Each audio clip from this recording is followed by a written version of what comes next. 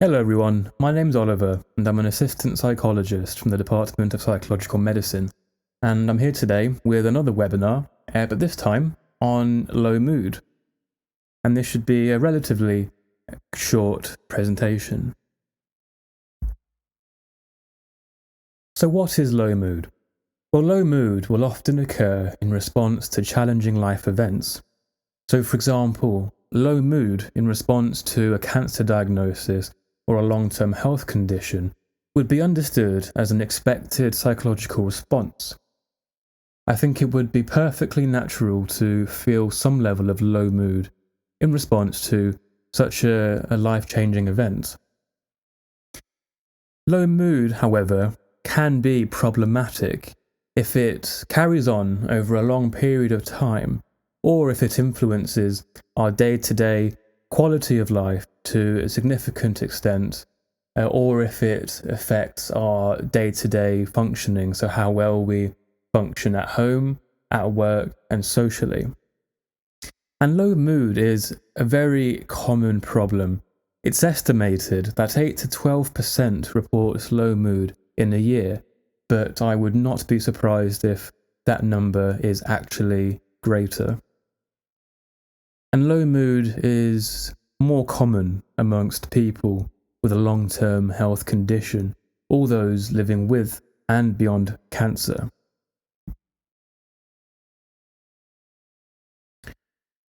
So what is low mood?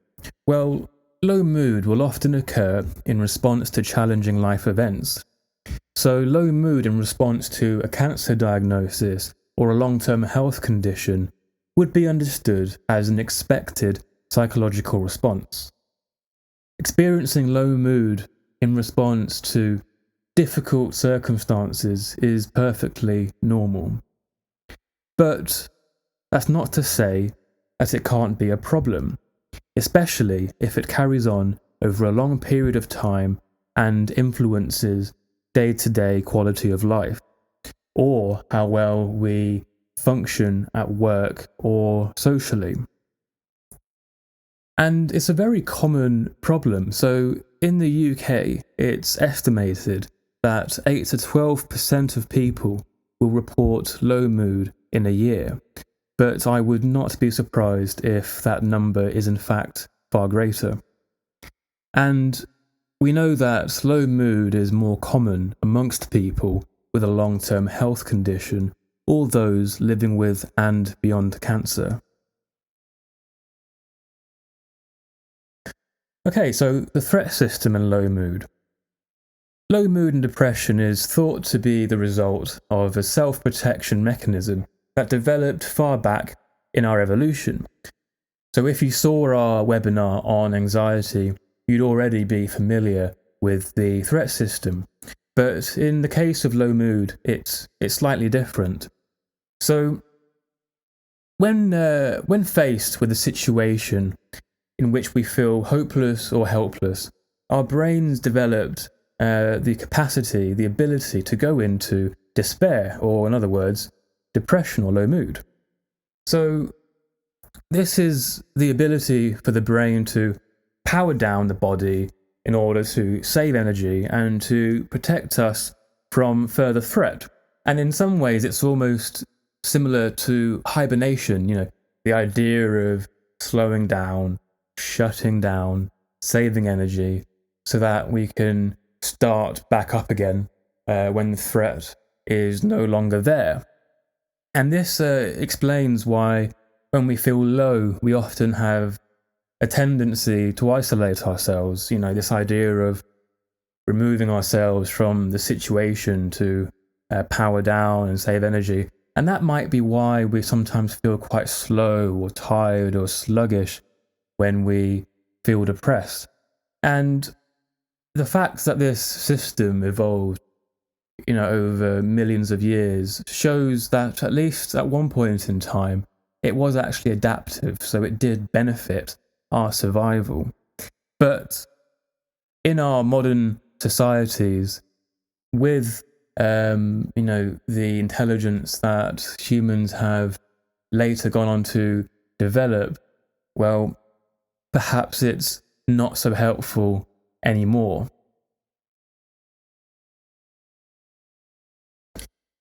So, how does low mood affect you? We already touched upon some of the ways that low mood can affect us, but it's a very individual thing. So just take a moment maybe to think about how low mood affects you. So try thinking about emotions, physical sensations, thinking styles, or behavioral patterns. So things that we do.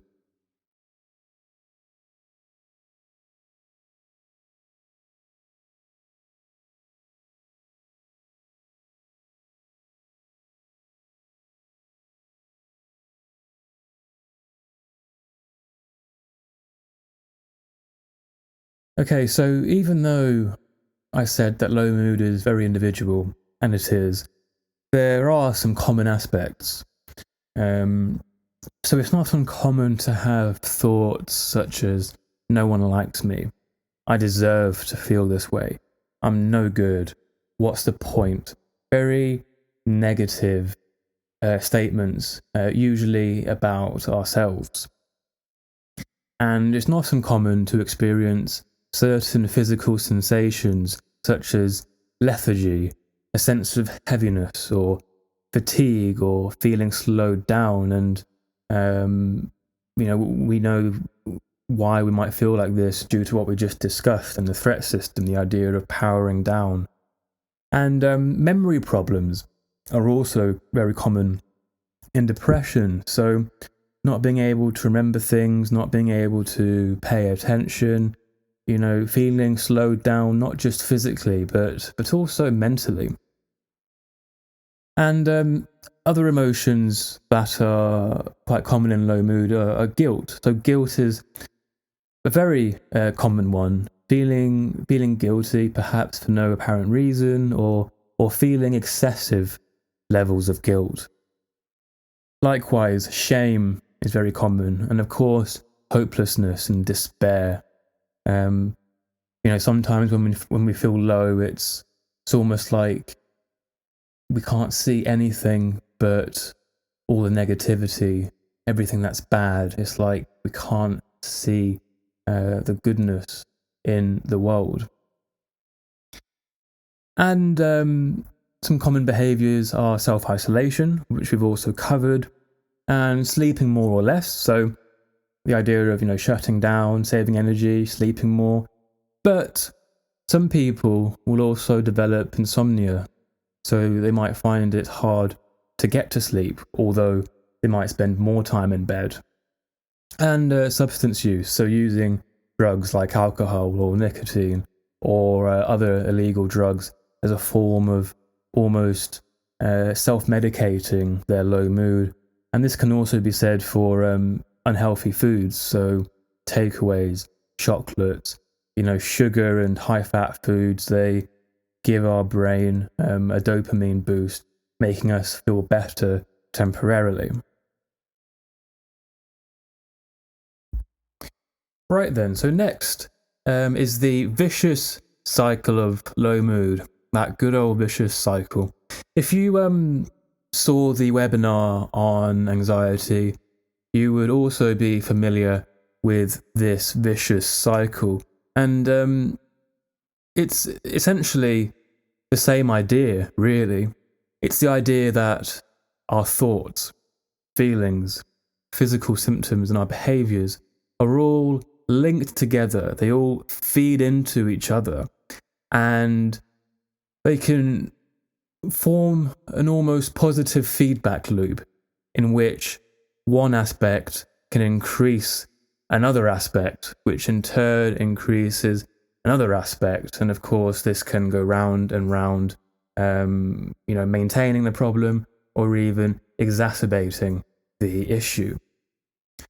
So let's think of an example. Let's say you're at work and you make a mistake and your boss tells you off, but they say, mistakes happen, just make sure you learn from it. This is a reasonable situation that I'm sure has happened to all of us at some point in our working lives. But if you're already feeling quite low, then this situation might have a very different effect for you. So maybe you might start thinking, oh, I'm useless. I always make mistakes. I'm just stupid. I'm a burden. My boss must hate me. I'm just a failure of a person. And then this might lead to certain feelings. So these thoughts might make us feel unmotivated, sad, guilty. And this might lead to certain physical symptoms. So we might start to feel lethargic. We might start to feel tired or a sense of emptiness or heaviness. And then this might make us do certain things. So it might lead to certain behaviours. So we might start to avoid our boss, or we might start to avoid our co-workers at work, or maybe we might start smoking more, or we might maybe start drinking more, or we might start getting more takeaways, try and make ourselves feel better. But, of course, all of these responses feed into each other, and it becomes this cycle that keeps going or gets stronger and stronger. So these thoughts might get stronger, and these feelings in turn might get stronger, and of course the physical symptoms in turn might get stronger, the behaviours might get stronger, and you can see how that can just keep going on and carrying on. And it can be a very surprisingly hard cycle to get out of once you've been there, especially if you've been there for a very long time. But on the more positive side, there are several ways of breaking out of the vicious cycle of low mood, which we will be covering at the next webinar. Okay, so like always, just before we finish, I'd like to leave you with a goal, and that goal is to have a go at creating your own hot cross bun with your own example. So the hot cross bun is that vicious cycle of low mood, so the thoughts, feelings, physical symptoms, behaviours. So have a go at filling your own model with your own example. This can be a very nice way of increasing your awareness and your understanding of low mood. And sometimes just having that increased understanding and awareness can be quite helpful. Right, so that's the end. I do hope that you learned something useful, and I look forward to seeing you at the next webinar. Do take care, and bye for now.